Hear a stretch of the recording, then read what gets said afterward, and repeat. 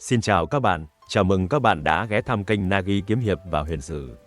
Hôm nay, chúng ta sẽ cùng nhau khám phá một chủ đề vừa hài hước vừa đầy bi kịch trong thế giới kiếm hiệp của Kim Dung, top 10 nhân vật nam bi kịch vì tình yêu.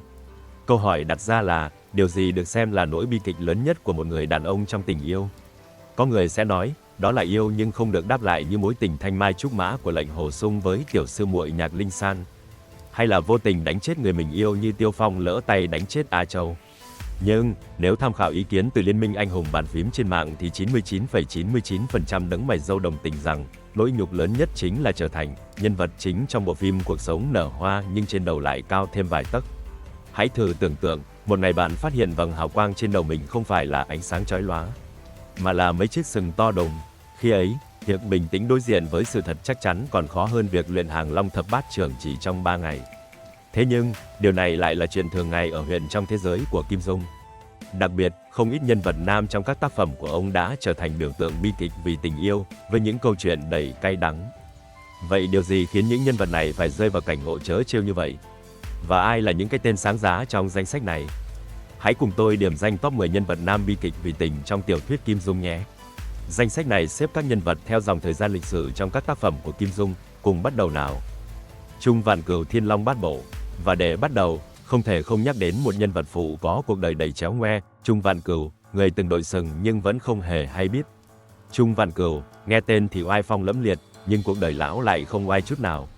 Là chủ nhân của vạn kiếp cốc, lão xứng đáng được xếp vào hàng chúa tể của những chiếc sừng. Nếu bạn chưa nhớ ra lão là ai, thì để tôi nhắc nhẹ, lão chính là cha hờ của Trung Linh, cô gái sau này trở thành phi tử của Hoàng gia Đại Lý. Tóm lại, thân phận của lão không phải dạng tầm thường. Nhưng đời có ai ngờ, năm xưa, Cam Bảo Bảo, cô vợ xinh đẹp của lão, vì phút yếu lòng mà rơi vào lưỡi tình với Đoàn Chính Thuần. Vâng, chính là Đoàn Chính Thuần, người đàn ông phong nhã, lịch thiệp và sở hữu tài tán tỉnh không ai bì kịp. Kết quả của cuộc tình này là một sinh linh bé bỏng. Để che giấu chuyện động trời ấy, Cam Bảo Bảo đành nhắm mắt đưa chân, chấp nhận làm vợ Trung Vạn Cửu. Và thế là, lão vô tình bước vào cuộc đời nuôi con tu hú mà chẳng mảy may nghi ngờ. Khổ thân Trung Vạn Cửu, lão hết lòng thương yêu, chăm sóc đứa con mà cứ ngỡ là máu mủ của mình. Nhưng đâu chỉ có thế, Cam Bảo Bảo dù sống trong vạn kiếp cốc, vẫn ngày đêm mơ mộng đến tình cũ. Thật khó trách nàng, bởi thử hỏi, một Trung Vạn Cửu già nua, xấu xí, làm sao có thể so sánh với một Đoàn Chính Thuần vừa đẹp trai, vừa phong nhã. Ngay cả dáng đi của Đoàn Chính Thuần cũng đủ đè bẹp Trung Vạn Cửu rồi. Bi kịch lên đến đỉnh điểm khi lão chẳng hay biết gì về cặp sừng to tướng trên đầu mình. Đã vậy, khi Cam Bảo Bảo gặp lại Đoàn Chính Thuần, cả hai lại ôn lại chuyện cũ ngay tại khuê phòng của vợ chồng lão. Đúng là đời người như một tấn hài kịch, nếu không nhờ biến cố mà Đoàn Diên Khánh bày ra ở vạn kiếp cốc, có lẽ lão sẽ ngây thơ sống hết đời, chẳng bao giờ nhận ra sự thật phũ phàng. Nhìn lại, cuộc đời Trung Vạn Cửu là một chuỗi những bi kịch cay đắng, khiến độc giả vừa thương vừa buồn cười. Người đàn ông ấy không chỉ là biểu tượng cho bi kịch tình yêu, mà còn là minh chứng sống động cho câu nói, đôi khi, không biết gì lại là một loại hạnh phúc. Đoàn Chính Thuần Thiên Long Bát Bộ. Tiếp nối câu chuyện éo le của Trung Vạn Cửu, nhân vật tiếp theo mà chúng ta không thể bỏ qua chính là người đã đội sừng một cách bất đắc dĩ, Đoàn Chính Thuần. Vâng, đúng vậy, nhân vật chính chủ đã cắm sừng Trung Vạn Cửu lại có một cuộc đời tình ái chẳng mấy yên bình. Đoàn Chính Thuần, vị vương gia đại lý hào hoa, người từng gieo rắc khắp nơi hình ảnh một nam nhân phong độ. Đào hoa, lại hóa ra chính là một trong những nạn nhân tiêu biểu nhất của hội cắm sừng trong Thiên Long Bát Bộ. Thoạt nghe, chắc nhiều người sẽ nghĩ, Đoàn Chính Thuần mà cũng bị cắm sừng ư. Ông ấy không cắm sừng kẻ khác thì thôi, có tên nào dám cả gan đâm sau lưng vị vương gia quyền uy của đại lý chứ.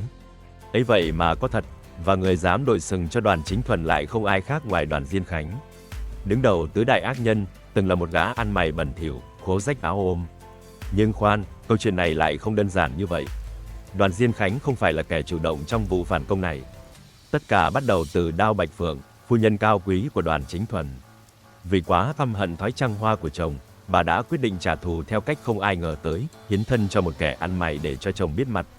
Kết quả là, Đoàn Diên Khánh từ một gã hôi hám bỗng chốc trở thành nhân vật chính trong mối tình oái oăm bậc nhất lịch sử đại lý. Và cũng nhờ chi tiết này, chúng ta mới biết rằng Đoàn Dự, chàng thư sinh ngây ngô, thực ra không phải là con ruột của Đoàn Chính Thuần. Sự thật này lại mở ra một câu chuyện khác, vì không dính dáng huyết thống, Đoàn Dự hoàn toàn có thể tự do cưới các cô nương xinh đẹp như Mộc Huyền Thanh, Trung Linh và cả Vương Ngữ Uyên. Suy cho cùng, cuộc đời Đoàn Chính Thuần chính là minh chứng cho câu nói, gieo nhân nào, gặt quả ấy. Ông trăng hoa, lăng nhăng khắp nơi, nhưng cuối cùng lại trở thành nạn nhân của một cú phản đòn đầy chua chát. Thật đúng là luật nhân quả không chừa một ai. Mã Đại Nguyên Thiên Long Bát Bộ, và nhân vật tiếp theo trong danh sách này chính là Mã Đại Nguyên. Nếu đã từng xem Thiên Long Bát Bộ, có lẽ các bạn sẽ không mấy ấn tượng với cái tên Mã Đại Nguyên. Nhưng chỉ cần nhắc tới Mã Phu Nhân, người đàn bà tai tiếng nhất nhì giang hồ, thì mọi ánh mắt sẽ lập tức sáng lên. Và đúng vậy, Mã Đại Nguyên chính là người chồng bất hạnh của ả dâm phụ vừa được nhắc đến. Mã Đại Nguyên vốn là một nhân vật không hề tầm thường. Ông giữ chức phó bang chủ cái bang, một chức vị mà nhiều người mơ ước. Nhưng đáng tiếc, thân là anh hùng cái thế, ông lại phải chịu một kết cục đau thương vì chính người vợ đầu gối tay ấp của mình. Khang Mẫn, người đàn bà xinh đẹp nhưng đầy dã tâm, không chỉ phản bội ông mà còn quyến rũ Bạch Thế Kính, một kẻ chân chạy việc trong bang hội, rồi ép hắn sát hại Mã Đại Nguyên để thực hiện âm mưu đen tối của mình. Không dừng lại ở đó, Khang Mẫn còn đóng vai trò quan trọng trong việc tiết lộ thân thế của Kiều Phong, khiến vị bang chủ đầy hào sảng và trung nghĩa của cái bang bị anh em ruồng bỏ, phải gánh chịu nỗi oan không lời giải thích. Từ một tổ chức đoàn kết, cái bang rơi vào cảnh phân hóa, mà tất cả chỉ vì sự mưu tính của một người đàn bà. Nhưng đời có nhân có quả, làm việc ác thì sớm muộn gì cũng nhận báo ứng. Dù đã cố gắng quyến rũ Kiều Phong, Khang Mẫn vẫn chỉ nhận về sự khinh thường và chán ghét từ vị anh hùng này. Và cuối cùng, cũng phải trả giá bằng một cái chết thê thảm, để lại trong lòng người đọc cảm giác vừa hả hê, vừa thương cảm cho một kẻ bị chính tham vọng của mình nuốt chửng. Mã Đại Nguyên là một minh chứng sống động cho câu nói: đằng sau mỗi bi kịch của một người đàn ông, luôn có bóng dáng của một người đàn bà, nhưng không phải lúc nào bóng dáng đó cũng mang ý nghĩa tốt đẹp. Đoàn Chí Hưng, anh hùng xạ điêu. Nhân vật tiếp theo mà chúng ta sẽ tìm hiểu là một vị anh hùng lẫy lừng, một trong ngũ tuyệt danh tiếng, nhưng đời tư lại chất chứa không ít nỗi đau, Đoàn Chí Hưng, hay còn được biết đến với cái tên quen thuộc hơn là Nam Đế. Khi nhắc đến cái tên Đoàn Chí Hưng, chắc hẳn không ít người sẽ cảm thấy lạ lẫm. Nhưng nếu gọi ông là Nam Đế, một trong ngũ tuyệt, thì lại là câu chuyện hoàn toàn khác. Ông nổi danh thiên hạ nhờ Nhất Dương Chỉ, tuyệt học đã đưa ông lên ngang hàng với Bắc Cái Hồng Thất Công, Đông Tả Hoàng Dược Sư và Tây Độc Âu Dương Phong trong anh hùng xạ điêu. Tuy nhiên, đằng sau danh tiếng vang dội của vị vua nước Đại Lý này là một câu chuyện tình éo le chẳng kém gì những bộ phim ngược tâm. Chuyện là, trong số những phi tần của ông, có một người đẹp tên là Lưu Anh. Nàng vốn là một phi tần được Nam Đế yêu quý nhất, ông còn truyền dạy võ công cho bà. Nhưng lại bất ngờ nảy sinh tình cảm với một nhân vật không ai ngờ tới, lão ngoan đồng Chu Bá Thông. Đúng vậy, chính là Chu Bá Thông, gã tính tình kỳ quặc, lúc nào cũng ngô nghê như trẻ con. Không chỉ dừng lại ở việc rung động, Lưu Anh thậm chí còn mang thai với Chu Bá Thông. Khi phát hiện ra sự thật, Đoàn Chí Hưng không khỏi cảm thấy đau đớn và thất vọng. Là một bậc đế vương, ông có thể đối đầu với cả thiên hạ, nhưng lại không thể chống lại một cú phản đòn từ người vợ mà mình yêu thương nhất. Chính biến cố này đã trở thành giọt nước tràn ly, khiến Nam Đế quyết định rời xa cõi hồng trần. Ông lựa chọn từ bỏ ngai vàng, đi tu, lấy pháp danh Nhất Đăng Đại Sư, để lại phía sau cả một câu chuyện tình buồn đầy trắc trở. Có thể nói, phần đời Đoàn Chí Hưng là một bi kịch lớn lao được gói gọn trong hai chữ tình yêu. Đúng là, làm vua thì dễ, nhưng làm người đàn ông hạnh phúc thì lại khó vô cùng. Dương Quá, thần điêu đại hiệp, nhân vật mà chúng ta không thể không nhắc đến chính là Dương Quá, một anh hùng si tình, nhưng cũng là người đã phải đội sừng dài và nhọn nhất trong lịch sử kiếm hiệp. Sự tích về chiếc sừng của Dương Quá thì chắc hẳn ai cũng đã nghe qua. Chuyện tình cảm của anh với Tiểu Long Nữ, một trong những đại mỹ nhân của thần điêu đại hiệp, vốn đã bi thương, lại còn bị vấy bẩn bởi cái tên Doãn Chí Bình. Đúng vậy, không chỉ không được hưởng hạnh phúc trọn vẹn, Dương Quá còn phải chịu tiếng oan và đổ vỏ cho hành vi đáng khinh của gã đạo sĩ biến chất này. Thậm chí, nhiều độc giả yêu thích thuyết âm mưu còn đồn đoán rằng Tiểu Long Nữ có thai với Doãn Chí Bình, khi thấy nàng có triệu chứng buồn nôn ở Tuyệt Tình Cốc. Ôi thần linh ơi, tôi xin khẳng định một lần nữa rằng, nếu Doãn Chí Bình thực sự có được tài năng một phát ăn ngay như Dương Tiêu hay Vi Tiểu Bảo, thì có lẽ Tiểu Long Nữ đã yêu hắn mất rồi. Nhưng các bạn thấy đấy, nàng ghét hắn đến tận xương tủy. Rõ ràng, thuyết âm mưu này chỉ là trò đùa lố bịch mà thôi. Tuy nhiên, do Doãn Chí Bình là nhân vật có thật nên năm 2004, Kim Dung đã đổi tên Doãn Chí Bình thành Chân Chí Bình. Về phần Dương Quá, anh là nhân vật điển hình cho câu nói, đầu đội sừng, chân không đạp vỏ. Sau 16 năm xa cách người yêu, anh không chỉ ôm nỗi đau mà còn nỗ lực vượt qua tất cả để lĩnh ngộ được tuyệt học ám nhiên tiêu hồn trưởng, một tuyệt kỹ sánh ngang với Giáng Long Thập Bát Trường của Quách Tính. Từ một thanh niên trẻ tuổi tràn đầy nhiệt huyết, Dương Quá đã trưởng thành và trở thành một anh hùng đích thực, khiến cả giang hồ phải kính nể. Và dù phải trải qua bao nhiêu sóng gió, cái kết của anh vẫn trọn vẹn khi được đoàn tụ cùng Tiểu Long Nữ, tạo nên một câu chuyện tình yêu vượt thời gian trong lòng độc giả. Dương Đỉnh Thiên Ỷ Thiên Đồ Long Ký. Đây là câu chuyện đầy cay đắng của một nhân vật lẫy lừng trong Ỷ Thiên Đồ Long Ký, người đứng đầu Minh giáo, nổi danh với võ công tuyệt đỉnh, nhưng lại có một cuộc đời nhuốm màu bi kịch vì tình yêu. Đó chính là Dương Đỉnh Thiên. Trong thế giới võ lâm của Ỷ Thiên Đồ Long Ký, Dương Đỉnh Thiên là cái tên mà chỉ cần nhắc tới, ai ai cũng phải kính nể. Là giáo chủ Minh giáo, ông sở hữu võ công siêu phàm, từng luyện thành Càn Khôn Đại Na Di tới tầng thứ 5 và một mình đã cho Thiếu Lâm Tam Độ ăn ớt, cay cáu mà đến hơn 20 năm sau gặp lại Trương Vô Kỵ thì Thiếu Lâm Tam lão giận cá chém thớt lên luôn chàng, chỉ vì chàng là tân giáo chủ Minh giáo. Nếu chỉ xét về sự nghiệp, ông thực sự là một anh hùng lẫy lừng trong giang hồ. Nhưng tiếc thay, cuộc đời vĩ đại ấy lại đi vào ngõ cụt bởi một sai lầm chí mạng trong việc chọn bạn đời. Dương phu nhân, người vợ đầu gối tay ấp của ông, lại hóa ra là một kẻ lăng loàn. Trước khi cưới Dương Đỉnh Thiên, bà từng có một mối tình khắc cốt ghi tâm với Thành Côn, gã đạo sĩ gian xảo và đầy dã tâm. Nhưng do hôn ước được định sẵn bởi gia đình, bà đành phải nhắm mắt đưa chân bước vào cuộc hôn nhân với Dương Đỉnh Thiên. Trong lòng vẫn ngày đêm mong nhớ tình cũ, câu chuyện trở nên chéo ngoe hơn khi Dương phu nhân chẳng những không chôn vùi quá khứ, mà còn lén lút qua lại với Thành Côn ngay tại mật thất của Minh giáo. Đáng nói hơn, bà còn bí mật chỉ điểm đường hầm bí mật để tình nhân dễ dàng ra vào. Và rồi, trong một lần Dương Đỉnh Thiên đang luyện công tới giai đoạn tối quan trọng, ông bất ngờ phát hiện ra vợ mình dẫn Thành Côn vào, làm rộn ngay trong mật thất. Cảnh tượng quá sốc khiến Dương Đỉnh Thiên không thể giữ nổi bình tĩnh. Trong cơn giận dữ, ông bị tẩu hỏa nhập ma, khí huyết trào ngược, cuối cùng qua đời trong đau đớn và phẫn uất. Một người từng đứng trên đỉnh cao quyền lực, lại chết bởi chính sự phản bội từ người mà mình tin tưởng nhất. Ân Lê Đình Ỷ Thiên Đồ Long Ký. Và nhân vật tiếp theo là một thanh niên tài hoa nhưng bạc phận, Ân Lê Đình, người đã chịu nhiều đắng cay trong chuyện tình cảm mà chỉ nghe thôi cũng thấy xót xa. Ân Lê Đình, đệ tử thứ 6 của Trương Tam Phong, vốn được định sẵn sẽ có một cuộc sống hạnh phúc bên Kỷ Hiểu Phù, người mà anh đã đính ước. Nếu mọi chuyện diễn ra như kế hoạch, nàng sẽ trở thành vợ anh, và họ sẽ là một cặp đôi đẹp như mộng trong võ lâm. Nhưng tiếc thay, đời không như là mơ. Số phận chéo ngoe đã đưa Dương Tiêu, chàng quang minh tả xứ phong độ ngời ngời, bước vào cuộc đời Kỷ Hiểu Phù. Chỉ sau một đêm mặn nồng bất đắc dĩ, nàng đã xoay như trong chóng, từ bỏ Ân Lê Đình để yêu chính người đã cưỡng đoạt mình. Nhiều người cho rằng, sự thay đổi chóng mặt này cũng dễ hiểu thôi, bởi Dương Tiêu không chỉ đẹp trai mà còn gậy phát siêu cường, chỉ kém mỗi Vi Tiểu Bảo. Kỷ Hiểu Phù, dù bị sư phụ diệt tuyệt sư thái sử đẹp, vẫn không hối hận về lựa chọn của mình. Nàng còn để lại cho đời một món quà cuối cùng, cô con gái nhỏ đặt tên là Dương Bất Hối, nghĩa là không hối hận. Nghe tới đây, thật lòng mà nói, chỉ biết thở dài thay cho chàng thanh niên họ Ân, nhưng con tạo xoay vần, số phận lại không hoàn toàn bạc bẽo với Ân Lê Đình.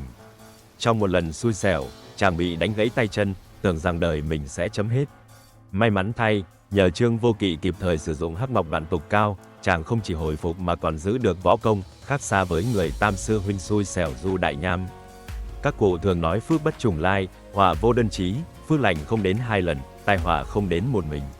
Nhưng trong trường hợp của Ân Lê Đình, câu nói này không chính xác.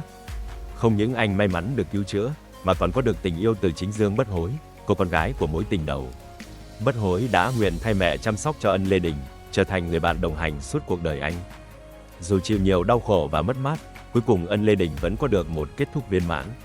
Câu chuyện của anh là minh chứng cho việc, trong biển khổ cuộc đời, đôi khi sóng gió chỉ là để thử thách lòng kiên nhẫn và nghị lực của con người. Ngô Ứng Hùng Lộc Đỉnh Ký. Và nhân vật mà chúng ta sẽ nhắc đến tiếp theo chính là Ngô Ứng Hùng, người đàn ông mà cuộc đời đúng là một chuỗi bi kịch từ tình yêu đến danh dự. Nếu dùng từ đen để miêu tả số phận của Ngô Ứng Hùng, thì có lẽ vẫn chưa đủ để diễn tả hết sự éo le mà hắn phải chịu. Ngô Ứng Hùng, con trai ruột của Ngô Tam Quế, vốn là một vương tử phong lưu, tuấn tú, cuộc đời hắn tưởng chừng như trải sẵn thảm đỏ khi được hoàng đế Khang Hy ban hôn sự với công chúa Kiến Ninh, vị công chúa nhỏ được hoàng đế yêu quý nhất. Nghe đến đây, có vẻ như mọi thứ đều quá hoàn hảo đối với Ngô Ứng Hùng. Nhưng đời không như là mơ, ít ai biết rằng Kiến Ninh công chúa từ lâu đã trở thành người của Vi Tiểu Bảo. Vâng, đúng là Vi Tiểu Bảo, gã thiếu niên xuất thân từ ký viện nhưng lại có duyên cưa đổ hết mỹ nhân này đến mỹ nhân khác. Và nỗi đau bị cắm sừng chưa phải là tất cả. Kiến Ninh công chúa, với bản tính nghịch ngợm, đã lập mưu để cắt đi của quý của Ngô Ứng Hùng, thứ mà bất kỳ người đàn ông nào cũng coi là niềm kiêu hãnh. Bi kịch chồng chất bi kịch, không chỉ mất đi khả năng làm đàn ông, hắn còn bị vu oan tội hãm hiếp công chúa, khiến hắn không thể kêu oan hay minh bạch được sự thật. Số phận của Ngô Ứng Hùng đúng là đen không để đâu cho hết. Từ một vương tử danh giá, hắn mất tất cả, từ danh dự, tình yêu, đến cả thứ trấn phái quan trọng nhất của đời người đàn ông. Câu chuyện của Ngô Ứng Hùng khiến người đọc vừa thương cảm vừa buồn cười trước cái gọi là trò đùa của số phận. Hồng An Thông Lộc đỉnh ký, và nhân vật tiếp theo không ai khác chính là Hồng An Thông, một giáo chủ uy quyền, nhưng lại trở thành nạn nhân của Vi Tiểu Bảo, tay trời khét tiếng bậc nhất võ lâm. Nhưng lần này, phải thẳng thắn mà nói, Hồng An Thông chỉ có thể tự trách mình mà thôi. Thứ nhất, ông đã quá ngây thơ khi tin tưởng giao trọng trách cho một gã Bạch Long sứ danh ma và khôn ngoan như Vi Tiểu Bảo. Dùng người sai chỗ là một sai lầm lớn. Thứ hai, dù là giáo chủ của Thần Long Giáo, quyền lực và võ công thâm hậu, Hồng An Thông lại dành quá nhiều thời gian cho việc luyện công mà quên mất vai trò làm chồng của mình. Dù luôn ngưỡng mộ và cưng chiều Tô Thuyên, hay còn gọi là Hồng Phu Nhân, ông lại không làm tròn trách nhiệm, khiến trái tim nàng dần cảm thấy lạnh lẽo. Chính sự thiếu sót ấy đã tạo cơ hội cho Vi Tiểu Bảo, kẻ luôn biết cách tận dụng thời cơ. Trong một lần, Vi Tiểu Bảo không bỏ lỡ cơ hội nhập nhằng với Hồng Phu Nhân ngay trước mắt Hồng An Thông mà ông chẳng hề hay biết. Từ sau sự việc này, tình cảm của Tô Thuyên dành cho Hồng An Thông đã thay đổi hoàn toàn. Không chỉ ngừng yêu chồng, Tô Thuyên còn chuyển hẳn trái tim sang Vi Tiểu Bảo, người đã khiến nàng rung động bởi sự láu cá và duyên ngầm. Kết cục, nàng không chỉ rời bỏ Hồng An Thông, mà còn trở thành vợ cả trong danh sách mỹ nhân dài dằng dặc của Vi Tiểu Bảo. Câu chuyện của Hồng An Thông là một ví dụ cay đắng về việc quyền lực và võ công không thể đảm bảo được tình yêu, đặc biệt là khi bạn phải đối mặt với một đối thủ như Vi Tiểu Bảo, bậc thầy trong việc đánh cắp trái tim các mỹ nhân. Trịnh Khắc Sản lộc đỉnh ký, và nhân vật cuối cùng chính là Trịnh Khắc Sản, một chàng trai hào hoa nhưng lại rơi vào bi kịch tình yêu đau đớn vì Vi Tiểu Bảo, vâng, và lại là Vi tước gia của chúng ta. Nhắc đến Trịnh Khắc Sản, không ít người sẽ cảm thán, đẹp trai, ăn nói khéo léo, lại trung tình, sao số lại khổ thế này. Quả thật, số phận của anh là một chuỗi bi kịch không hồi kết mà thủ phạm chính không ai khác ngoài Vi Tiểu Bảo. Trịnh Khắc Sản vốn là một chàng trai khôi ngô, tuấn tú, lại có tài ăn nói dịu dàng, khiến A Kha, một mỹ nhân sắc nước hương trời, say mê như điếu đổ. Nàng sẵn sàng bỏ lại tất cả để chạy theo người tình lý tưởng này. Nhưng đời không như là mơ. Sóng gió ập đến khi A Kha rơi vào tay Vi Tiểu Bảo và bị hắn cưỡng ép trong Lệ Xuân Viện, dẫn đến việc nàng mang thai ngoài ý muốn. Dẫu yêu A Kha say đắm, Trịnh Khắc Sản nào phải người ngốc mà chịu đi đổ vỏ cho kẻ mình căm ghét nhất. Cuối cùng, anh đành cố nén đau thương, dứt tình với A Kha và nhường nàng cho Vi Tiểu Bảo. Đúng là khổ đau chồng chất, nhưng bi kịch của Trịnh Khắc Sản chưa dừng lại ở đó.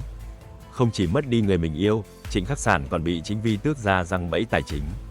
Bằng một hợp đồng nợ mà Vi Tiểu Bảo lừa anh ký. Chỉ trong vài năm, Trịnh Khắc Sản đã mất hết tài sản. Từ một chàng trai đầy triển vọng, anh trở thành kẻ tay trắng, sống trong sự ê chề và cay đắng. Và đó là top 10 nhân vật nam bi kịch vì tình yêu trong tiểu thuyết Kim Dung mà chúng ta vừa điểm qua.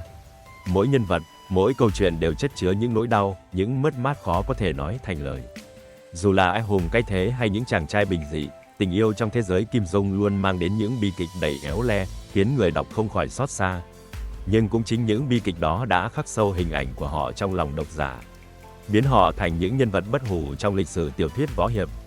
Còn bạn, trong danh sách này, ai là nhân vật khiến bạn cảm thấy thương cảm nhất? Hay bạn có câu chuyện bi kịch nào khác muốn chia sẻ? Hãy để lại bình luận bên dưới để chúng ta cùng thảo luận nhé. Đừng quên nhấn like, share và subscribe kênh Nagi Kiếm Hiệp và Huyền Sử để không bỏ lỡ những video hấp dẫn về thế giới kiếm hiệp của Kim Dung. Cảm ơn các bạn đã theo dõi và hẹn gặp lại trong những video tiếp theo. Chúc các bạn một ngày vui vẻ.